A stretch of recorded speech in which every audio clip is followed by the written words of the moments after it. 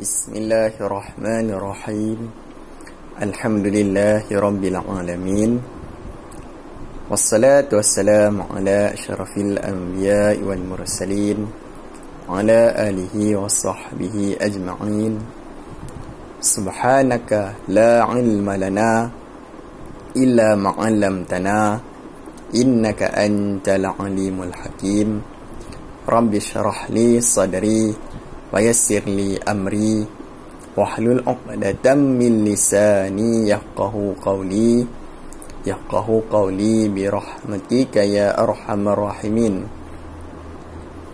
Baik, alhamdulillah, syukur kita kepada Allah Subhanahu wa taala, masih lagi kita berada di dalam bulan Ramadan, bulan Al-Mubarak, bulan yang penuh dengan keberkatan, bulan yang penuh dengan keampunan, maghfirah daripada Allah, dan juga bulan pelepasan daripada azab api neraka, insya-Allah.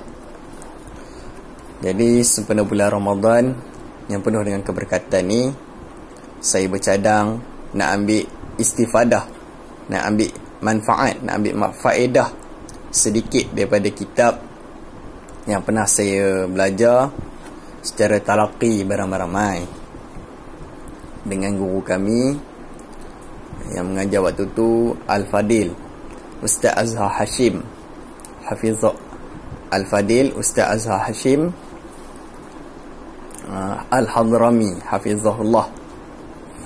Baik, kitab ni bernama Risalah Adab Sulukil Murid, karangan Imam Al-Haddad. Risalah Adab Sulukil Murid, maksud dia risalah adab-adab orang yang nak menjalankan mata hatinya kepada Allah. Maksudnya adab-adab orang yang nak menjalankan, nak menuju kepada Allah Subhanahu wa taala. Baik, dalam kitab ni saya pun tak adalah belajar sampai khatam pun. Dapatlah belajar sikit, separuh je rasanya. Kira-kira 5 tahun dululah, kalau tak silap. Baik, dalam ni saya nak ambil sedikit permata-permata yang berharga, saya kira untuk diri saya dulu, dan mungkin manfaat juga untuk muslimin muslimat yang lain, insya-Allah. Baik, suka saya nak petik permata yang pertama daripada kitab ni. Qala Abu Rabi', Bismillahirrahmanirrahim. Qala Abu Rabi' rahimahullahu ta'ala, siru ilallah urjan wa makasira wa la tantaziru sihhata fa inna intizara sihhati batalatun.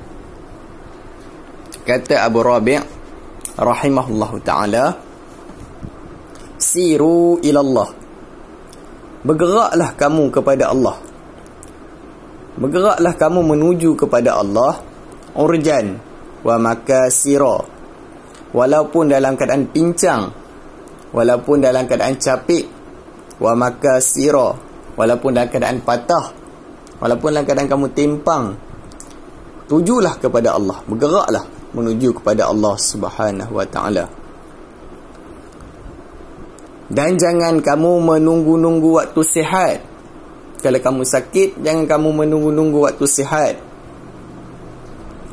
baru kamu nak beribadat, baru kamu nak menujukan hati kamu kepada Allah Subhanahu wa ta'ala. Kata Abu Rabi', fa inna intizara sihhati batalatun, sesungguhnya kamu menunggu-nunggu waktu sihat, baru kamu nak menuju kepada Allah Subhanahu wa ta'ala, batalatun, sia-sia. Kata Abu Rabi', sia-sia. Kamu nak tunggu sihat, baru kamu nak beribadat, baru kamu nak berzikir, baru kamu nak menuju Allah Subhanahu wa ta'ala. Sia-sia. Wa qala Ibn Atha'illah fil Hikam, ihalatukal amal ala wujudil faraghi min ru'unatin nufus.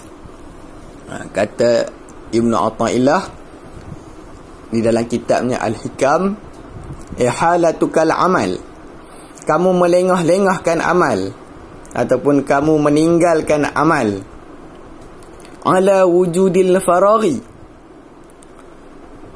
kamu meninggalkan amal ataupun melengah-lengahkan amal sehingga wujudnya masa lapang, masa kosong.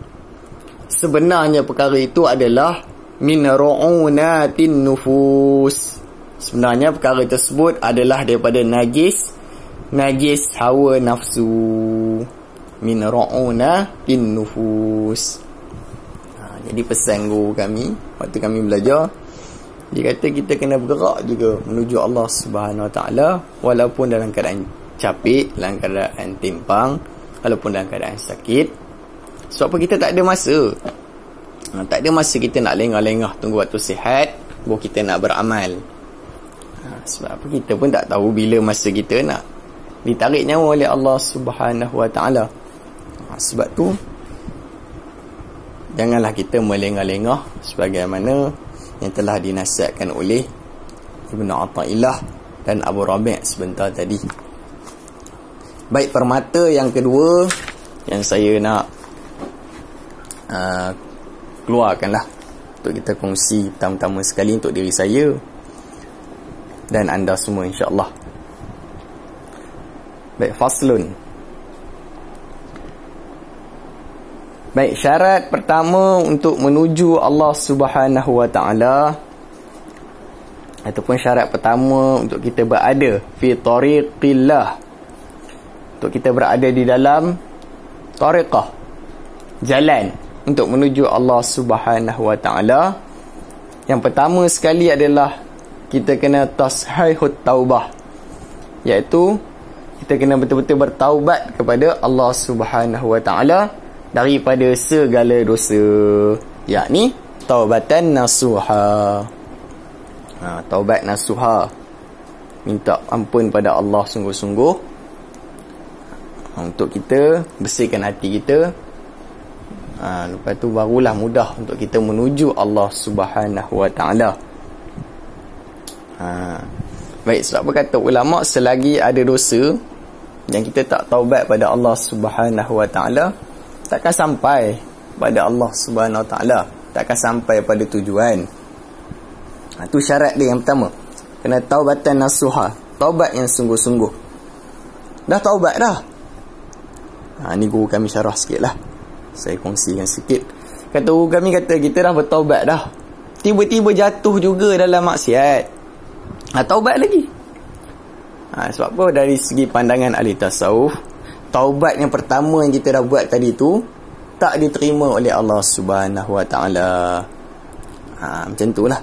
Sebab tu bila kita dah jatuh dalam maksiat, tadi dah taubat dah, jatuh balik dalam maksiat, kita taubat balik. Macam tu. Itu kiraan dari segi ahli tasawuf. Kalau masih lagi jatuh dalam maksiat, maknanya taubat kita tu masih belum diterima oleh Allah Subhanahu Wa Taala. Bagus kalau kita ada macam ni, ada rasa macam ni. Sebab apa? Kita, hati kita ni kalau selalu macam tu, akan selalu rujuk, inabah kembali pada dia, pada Allah Subhanahu Wa Taala. Baik, itu syarat yang pertama, taubatan nasuha. Baik, yang keduanya,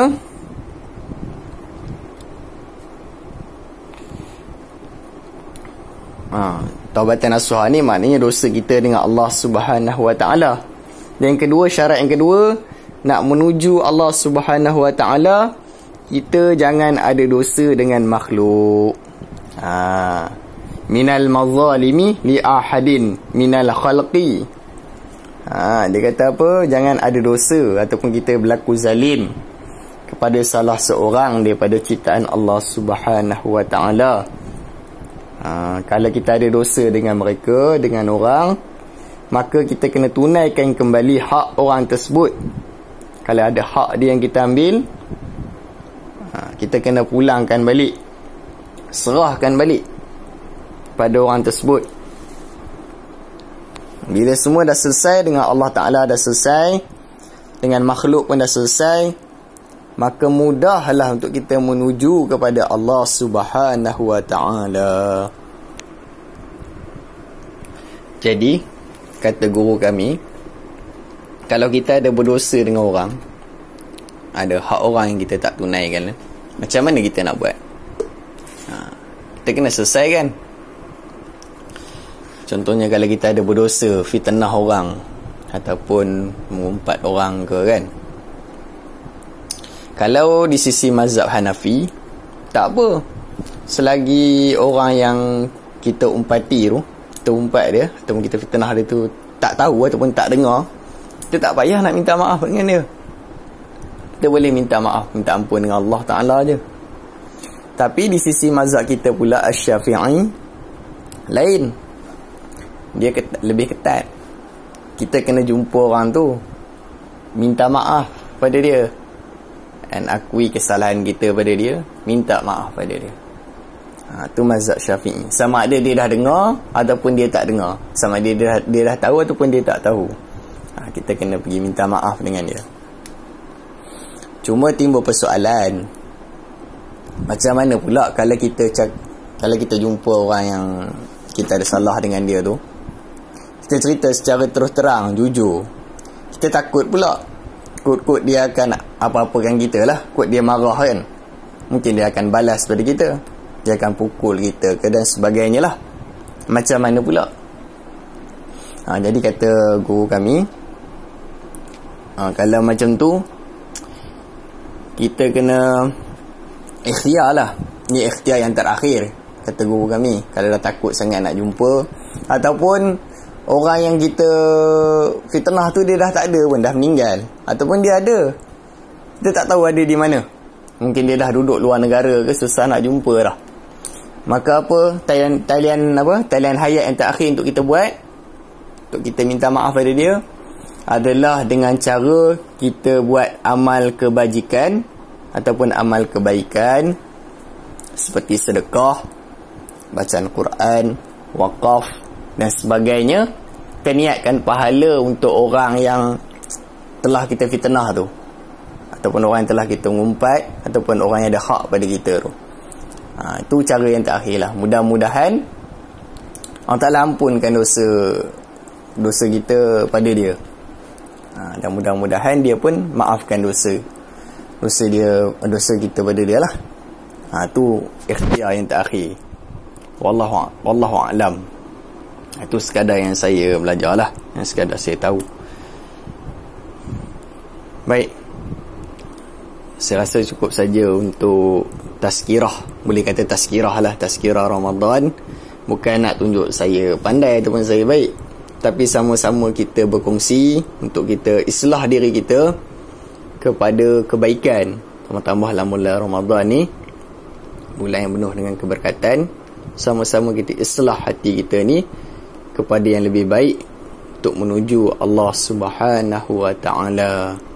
Apa yang baik tu datang daripada Allah Subhanahu wa ta'ala, yang buruk disandarkan kepada diri saya yang lemah. Saya minta ampun pada Allah Subhanahu wa ta'ala.